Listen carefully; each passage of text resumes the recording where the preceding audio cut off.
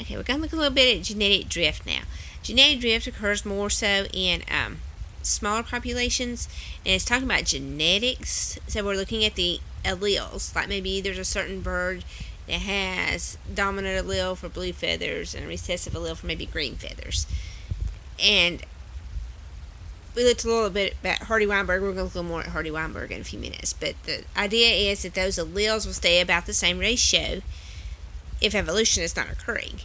But with genetic drift, that's when we get changes in those the ratio of those different alleles due to evolution, maybe bottleneck effect, which is already filled in there for you. So genetic drift and drift, think about things drifting in, things drifting out. Okay, bottleneck effect happens when there is a change in population size, like a major change in population size. And maybe that is, maybe the population suddenly decreases due to a new predator that is coming in or a disease that comes through, and population is dramatically decreased.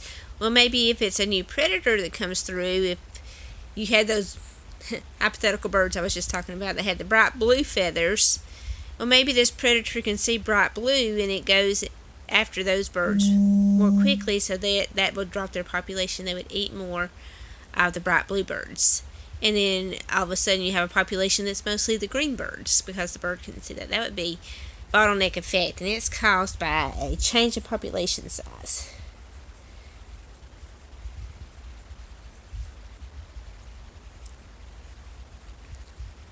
Okay, sometimes that would be a new predator or a new threat of some kind that kind of chooses for one allele or the other, and then all of a sudden we have more of the more favorable one.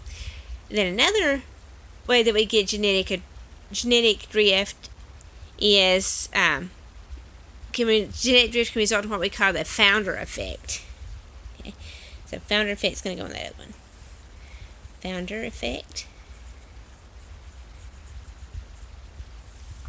And founder effect. Founder, who found the area. So maybe we go back to, I don't know, hypothetical rabbits that can swim. So we get a population of rabbits, and there happens to be a few rabbits in this population that are able to swim. And somehow, or they get knocked into a lake or a river, and there's maybe an island out in the middle of this hypothetical river, hypothetical island. And there's a few rabbits that are skilled swimmers or stronger than the other rabbits, and those are the ones that are able to make it across that river to the island. So the population of rabbits on that island is going to be made up of those stronger swimming rabbits that landed on the island. So that would be the founder effect. The rabbits that can't swim would still be over on the mainland. They didn't make it across.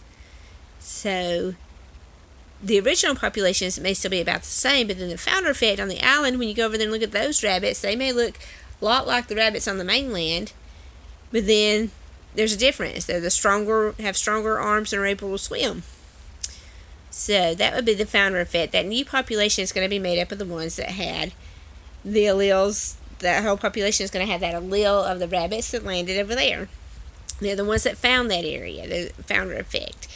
And it's caused by colonization of a new habitat. So colonization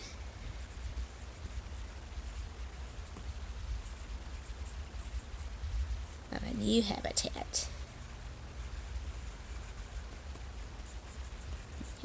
We can't have genetic alleles that didn't make it over there. It's going to be the ones that got there that are going to pass on genes to the offspring that are going to eventually colonize that habitat.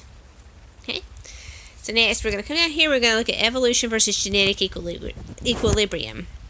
Okay, genetic equilibrium means it's reached its balancing state. It's equal, it's not changing. And again, back to the birds, that would be maybe half the population had the bright blue feathers and half the population had the recessive green feathers. Okay, so it's kind of balanced out. It's at equilibrium. It's not changing because the environment's not changing, and it's able to stay that way. Okay, so the first question says, what does the Hardy-Weinberg principle state? And I'm not going to write it all, but listen up and I'll tell you. Okay. So the Hardy-Weinberg principle states that the allele frequency in the population will remain constant unless evolution is occurring. And it says that with certain things being met, evolution is not going to be occurring. So Hardy-Weinberg says if it's 50-50 bluebirds and greenbirds, then it's going to stay 50-50 bluebirds and greenbirds because conditions are being met that keeps evolution from happening. And that would be that the individual, that there's no natural selection happening. Everybody has an equal chance of mating. We have just the right amount of offspring, and nothing's changing in the environment. Everything's staying the same, so we're at genetic equilibrium. So that's what Hardy-Weinberg says. Okay. So genetic equilibrium in population, the frequency of the alleles in the population is not changing. That's what genetic equilibrium is in that next question. The frequency of the alleles is not changing. You're saying in our hypothetical bird population, 50% bluebirds and 50% greenbirds. The frequency of those alleles is not changing. 50% dominant allele, 50% recessive alleles. Okay, number 3 says list the 5 conditions that can disturb genetic equilibrium. What can change this equilibrium and cause evolution to occur, but cause the population to move more toward one of the alleles than the other. And those things would be things like all of a sudden there's non-random mating. All of a sudden the female birds decide that they like just the green birds, so they start mating with just the green birds. Well, then you're going to get that green gene being passed on. That recessive green gene is now going to be passed on until you're going to end up with more and more offspring with it, and fewer offspring are going to have the blue gene because those blue birds are not mating. So if all of a sudden there's not random mating happening, you get non-random mating, that would interfere with it. Small population size would interfere with it. Now, you will only have so many who are available to mate if you have the smaller population size. Immigration, immigration starts with the I, things moving in. If you get more of the bluebirds moving in, that would change the ratio. All right, E-migration, E for exit. Species or individuals in that group moving out. Maybe a lot of the green birds decided they were going to move out to somewhere else, and then you have more of the blue ones. Or if we talked about the rabbits, all of a sudden some of the rabbits decided they can swim across the river. Well, you've got those strong swimmers moving out, and then our rabbit population will mostly be the non-swimmers. Okay, so immigration.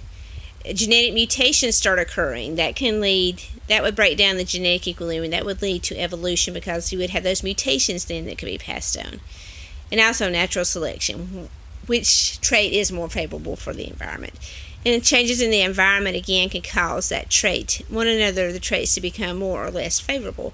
So changes in the environment can lead to evolution if Hardy-Weinberg principles are no longer being met. Very rarely are the Hardy-Weinberg principles being met. Very rarely do you get no evolution at all occurring in a population. Okay, so explain how sexual selection results in non-random mating. And again, in a population, most of the time the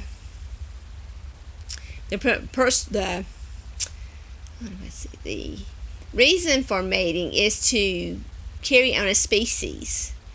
So that's the instinct, to mate to carry on the species so it doesn't die out.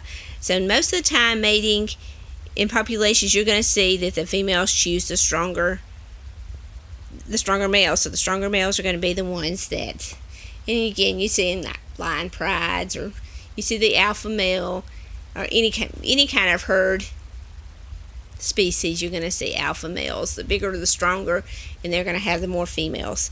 So non-random, that's sexual selection, that's non-random mating. So they're going to choose for the bigger and the stronger because that would make their offspring more likely to survive and be able to carry on for survival of the species. And that's what that one's talking about. Okay, so review over evolution in populations. Number 5 says the genes carried by all members of a particular population make up the population's gene pool.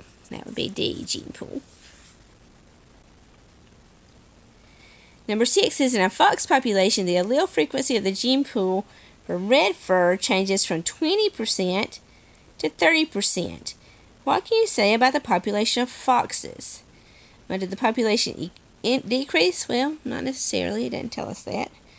Did the population evolve, or the population is not evolving? Okay, so if a frequency of an allele has changed, well, that is evolution. So that would be the population is evolving. So that would be B. Maybe there is something that's selecting for the red fur over, maybe, I don't know, gray fox, maybe the gray fur. So maybe the females have decided that they're going to mate with the red fox, with the red ones more, and that's causing the increase of the gene allele. Maybe there's something that's eating the gray foxes, and that makes more, something has changed in the environment. But anyway, if it changes over time, then that is evolution by definition, so it would be B, evolving. And number 7, a change in genetic material of a cell is called a, well, if it changes just within a cell, that would be a mutation. Just a random change in a cell would be a mutation.